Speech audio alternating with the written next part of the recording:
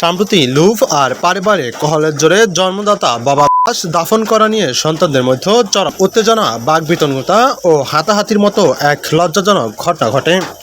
স্বজনদের বাধার মুখে দুইবার কবর খোলা হলেও দীর্ঘ সময় দাফন করা সম্ভব হয়নি মৃত বাবা লাশ।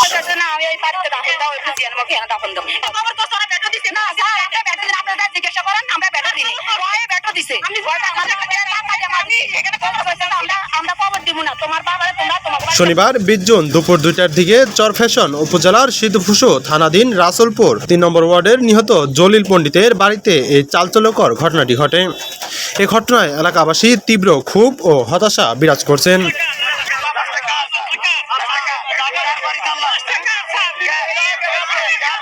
স্থানীয় সূত্রে জানা যায়, জলিল পণ্ডিত 4টি বিয়ে করেছিলেন।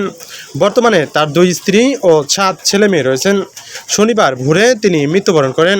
মৃত্যুর পর নির্ধারিত জমিতে তাকে সমাহিত করার জন্য কবর খোঁড়া শুরু হলেও কবরের স্থান ও জমির ভাগ বটোয়ারা নিয়ে জলিল পণ্ডিতের সন্তানদের মধ্যে ঝগড়া শুরু হয়।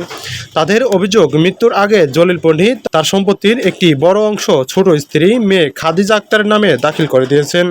এ নিয়ে দীর্ঘদিন ধরে পরিবারের মধ্যে বিরোধ চলছিল।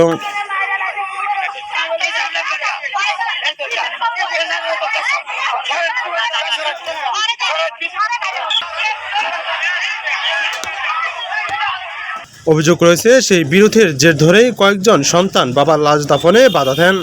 প্রথমে পারিবারিক কবরস্থানে কবর খোলা হলেও সেখানে লাশ দাফন করতে দেওয়া হয়নি।